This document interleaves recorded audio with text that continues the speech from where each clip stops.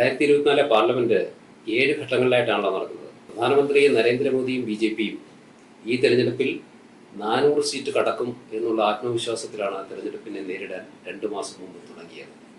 എന്നാൽ അവർക്കുണ്ടായിരുന്ന ആത്മവിശ്വാസത്തിന്റെ അടിസ്ഥാനം എന്ന് പറയുന്നത് രാമക്ഷേത്ര നിർമ്മാണവും ഒപ്പം ഒരു പ്രതിപക്ഷ മുന്നണി, ഇന്ത്യ മുന്നണി എന്നുള്ള ഒരു സഖ്യത്തിന്റെ അസാന്നിധ്യവുമായിരുന്നു. എന്നാൽ തെരഞ്ഞെടുപ്പ് പ്രഖ്യാപനത്തോടുകൂടി തന്നെ ഇന്ത്യ മുന്നണി കൂടുതൽ കരുത്താർജിക്കുകയും രാമക്ഷേത്ര നിർമ്മാണത്തിന് ഉദ്ദേശിച്ച ഫലം കാണാതെ വരികയും ചെയ്തതോടുകൂടി BJP കുറച്ച് ഉൾവലിയേണ്ട ഒരു സാഹചര്യം ഉണ്ടായിരുന്നു. ഇത്തരമൊരു സാഹചര്യത്തിൽ പോലും 400 സീറ്റ് ഞങ്ങൾ നേടും എന്നുള്ള ആത്മവിശ്വാസത്തോടുകൂടി പറയുമ്പോൾ ജനം അത് വിശ്വസിക്കേണ്ട ഒരു സാഹചര്യമാണ് ഉണ്ടായിരുന്നത്. അങ്ങനെ ഇരിക്കെ ഇന്ത്യ മുന്നണിയുടെ കരുത്തനായ ഒരു നേതാവായിരുന്ന അരവിന്ദ് കെജ്രിവാളിനെ അറസ്റ്റ് ചെയ്ത് ജയിലിലടയ്ക്കുകയും അത് തീർച്ചയായും ഇന്ത്യ മുന്നണിക്ക് അനുകൂലമായ ഒരു സാഹചര്യം കൂടി സൃഷ്ടിക്കപ്പെടുന്ന ഒരു രീതിയാണ് പിന്നീട് നാം കണ്ടത്. ആദ്യത്തെ 3 ഘട്ടങ്ങളിൽ BJPക്ക് ചെറിയ ലീഡ് ഉണ്ടാകും എന്നുള്ള ഒരു ധാരണ ഉണ്ടെങ്കിലും ഇപ്പോഴത്തെ അവസ്ഥയിൽ ഉദ്ദേശിച്ച രീതിയിൽ BJPക്ക് ലീഡ് കിട്ടില്ല എന്നുള്ള ഒരു ധാരണ ഇന്ത്യ ഒട്ടാകെ പറന്നു കഴിഞ്ഞു. BJP ഇന്ത്യയുടെ നേതൃത്വത്തിൽ വീണ്ടും അധികാരത്തിലെത്തുമോ എന്നുള്ള കാര്യം പോലും സംശയമാണ്. എന്തുകൊണ്ടാണെന്ന് ചോദിച്ചാൽ 2019 11 സംസ്ഥാനങ്ങളിൽ നിന്ന് BJP സീറ്റുകൾ തൂത്തുവാരുന്ന ഒരു സാഹചര്യമാണ് ഉണ്ടായിരുന്നത്. ഗുജറാത്തിലും ഹരിയാനയിലും ഹിമാചൽ പ്രദേശിലും കർണാടകയിലും മധ്യപ്രദേശിലും രാജസ്ഥാനിലും UPയിലും ഡൽഹിയിലും ജാർഖണ്ഡിലും ഛത്തീസ്ഗഡിലും ഉത്തരാഖണ്ഡിലും കൂടിയുള്ള 237 സീറ്റുകളിൽ 212 BJP തൂത്തുവാരി. അങ്ങനെയാണെങ്കിൽ ബാക്കി സംസ്ഥാനങ്ങളിൽ കൂടി അത്തരം ഫലം ആവർത്തിച്ചാൽ തീർച്ചയായും ഞങ്ങൾക്ക് 400 കടക്കാം എന്നുള്ളതായിരുന്നു മോദിയുടെ ഈ പ്രഖ്യാപനത്തിൻ്റെ അടിസ്ഥാനം. എന്നാൽ ഇന്ത്യ മുന്നണി വീണ്ടും കൂടുതൽ ശക്തിയോടുകൂടി തിരിച്ചു വരുന്നതോടുകൂടി അരവിന്ദ് കെജ്രിവാൾ ജാമ്യത്തിലിറങ്ങി വീണ്ടും ശക്തമായ നേതൃത്വം ഇന്ത്യ മുന്നണിക്ക് കൊടുക്കുന്നതോടുകൂടി BJPയുടെ അവകാശവാദത്തിൻ്റെ അടിസ്ഥാനം കുറഞ്ഞുപോയി എന്നുള്ള കാര്യത്തിൽ സംശയമൊന്നുമില്ല. തീർച്ചയായും കഴിഞ്ഞ പ്രാവശ്യം കിട്ടിയ 303 സീറ്റ് ഇപ്രാവശ്യം കിട്ടുവാൻ ഒരു സാധ്യതയും ഇല്ല എന്നുള്ളതാണ് ഇന്ത്യയിൽ നിന്നൊട്ടാകെ വരുന്ന കണക്കുകൾ സൂചിപ്പിക്കുന്നത്. ഗുജറാത്തിൽ കഴിഞ്ഞ പ്രാവശ്യം 26 സീറ്റിൽ 26 അവർ കൈയടക്കിയെങ്കിൽ ഇപ്രാവശ്യം ഗുജറാത്തിൽ ആം ആദ്മി പാർട്ടിയുടെ പിന്തുണയോടുകൂടി കോൺഗ്രസും സഖ്യകക്ഷികളും ഒരു 5 സീറ്റുകളെങ്കിലും വിജയിക്കും എന്നുള്ളതാണ് മനസ്സിലാക്കുന്നത്. അതേപോലെ തന്നെ ഹരിയാനയിലും ആം ആദ്മി പാർട്ടി വളരെ ശക്തമായ സ്വാധീനമുള്ള ഒരു സംസ്ഥാനമാണ്. അവിടെ കോൺഗ്രസിൻ്റെ പിന്തുണയോടുകൂടി ഇന്ത്യ മുന്നണി 6 സീറ്റുകൾ നേടും എന്നുള്ളതാണ് മനസ്സിലാക്കുന്നത്. അതേപോലെ തന്നെ ഹിമാചൽ പ്രദേശിൽ 4 സീറ്റുള്ള BJPക്ക് അവിടെ ഒരു 2 സീറ്റ് കുറയാൻ സാധ്യതയുണ്ട്. കർണാടകയിലെ 28 സീറ്റുകളിൽ 26 സീറ്റും കഴിഞ്ഞ തവണ കൈയടക്കിയ BJPക്ക് ഇപ്രാവശ്യം അവിടെ പ്രത്യേകിച്ച് ഒരു മുൻ പ്രധാനമന്ത്രിയുടെ കൊച്ചുമകൻ പീഡനക്കേസിൽ വരെ അറസ്റ്റ് ചെയ്ത സാഹചര്യം ഉണ്ടാകുമ്പോൾ തീർച്ചയായും അവിടെയും നല്ലൊരു സീറ്റുകൾ കുറയാൻ സാധ്യതയുണ്ട്. 26 സീറ്റ് കിട്ടിയെടുത്ത് ഇപ്രാവശ്യം 10 സീറ്റുകൾക്കപ്പുറത്തേക്ക് പോകില്ല എന്നുള്ളതാണ് അവിടെ നിന്ന് വരുന്ന കണക്കുകൾ. അതേപോലെ തന്നെ മധ്യപ്രദേശിലും ഒരു 5 സീറ്റുകൾ കുറയാം.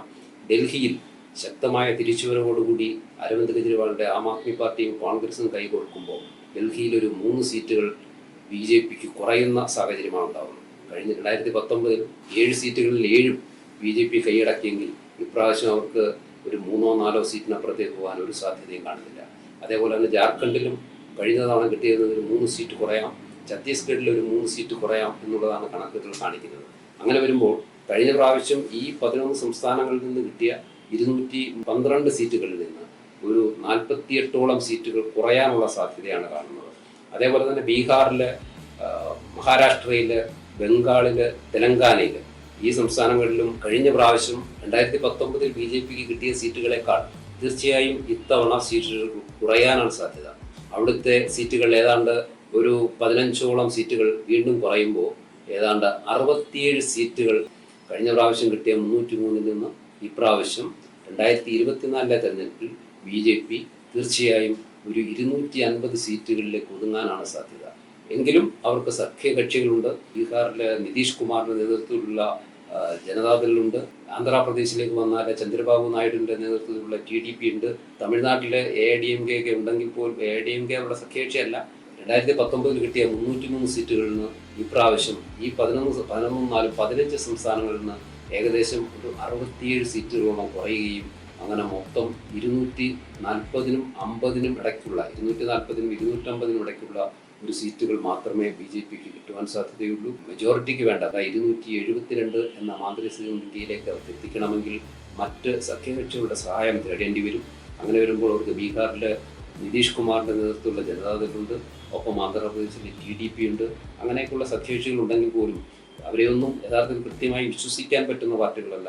അവർ വേണമെങ്കിൽ എപ്പോൾ വേണമെങ്കിലും എങ്ങോട്ട് വേണമെങ്കിലും ചാഞ്ചാടുന്ന കക്ഷികളാണ്. അവരുടെ മുൻകാല അനുഭവം അത് തന്നെയാണ്. അതുകൊണ്ട് ഒരു സ്ഥിരതയുള്ള സർക്കാർ ഉണ്ടാക്കുവാൻ കഴിഞ്ഞ പ്രാവശ്യത്തെ പോലെ 303 എന്നുള്ള വലിയ മാർജിൻ വിജയിക്കുവാൻ BJPക്ക് സാധ്യമല്ല എന്നുള്ളതാണ് ഇപ്പോഴത്തെ ഇന്ത്യൻ രാഷ്ട്രീയം വിലയിരുത്തുന്ന ആർക്കും മനസ്സിലാക്കുവാൻ സാധിക്കുക.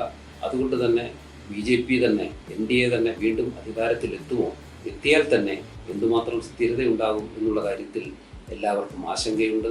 BJPക്കും BJPയുടെ ആത്മവിശ്വാസവും വളരെയധികം കുറഞ്ഞതായിട്ടാണ് കാണുന്നത്. ഇത്തരം ആത്മവിശ്വാസം കുറയുന്നത് കൊണ്ടാണ് കഴിഞ്ഞ മീറ്റിങ്ങുകളിലൊക്കെ മഹാരാഷ്ട്രയിലും UPയിലും ഒക്കെ നടക്കുന്ന മീറ്റിങ്ങുകളിൽ BJPയും നരേന്ദ്രമോദിയും ജാതി മതങ്ങളെ വീണ്ടും കൂട്ടുപിടിച്ചുകൊണ്ട് കോൺഗ്രസ് റിസർവേഷൻ മറ്റ് പിന്നോക്ക വിഭാഗങ്ങൾക്കാരുടെ റിസർവേഷൻ എടുത്ത് മുസ്ലിങ്ങൾക്ക് കൊടുക്കും എന്നൊക്കെയുള്ള രീതിയിലുള്ള പ്രചരണം നടത്തുന്നത് എന്ന് നാം മനസ്സിലാക്കണം.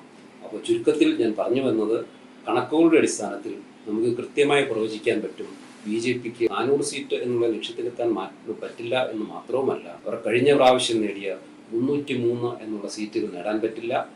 ആകെ കിട്ടാൻ സാധ്യതയുള്ളത് 240-നും 250-നും ഇടയ്ക്കുള്ള സീറ്റുകൾ മാത്രമാണ് എന്നുള്ളതാണ് ഇപ്പോഴത്തെ എൻ്റെ നിരീക്ഷണം. അപ്പോൾ സ്ഥിരതയുള്ള ഒരു സർക്കാരാണ് ഇന്ത്യയിൽ അടുത്ത തവണ അധികാരത്തിൽ വരുന്നത് എന്ന് നമുക്ക് പറയാൻ പറ്റില്ല.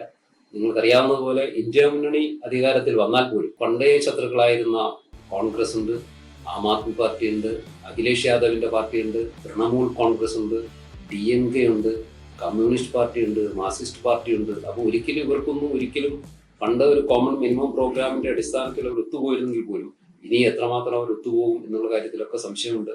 അതുകൊണ്ട് തന്നെ ഇന്ത്യ മുന്നണി അധികാരത്തിൽ വന്നാലും BJP അധികാരത്തിൽ വന്നാലും ഒരു സ്ഥിരതയുള്ള സർക്കാർ അടുത്ത 5 വർഷത്തേക്ക് ഉണ്ടാകും എന്ന് ഒരു ഗ്യാരണ്ടിയും പറയാനൊക്കാത്ത ഒരു സാഹചര്യത്തിലാണ് ഇന്ന് നമ്മുടെ രാഷ്ട്രീയം എന്നുള്ളത് നിങ്ങൾ മനസ്സിലാക്കുന്നത് നല്ലതാണ്. എന്തായാലും BJP ഒറ്റയ്ക്ക് ഈ തവണത്തെ അധികാരത്തിലെത്തില്ല എന്നുള്ളത് തന്നെയാണ് എൻ്റെ കണക്കുകൂട്ടൽ.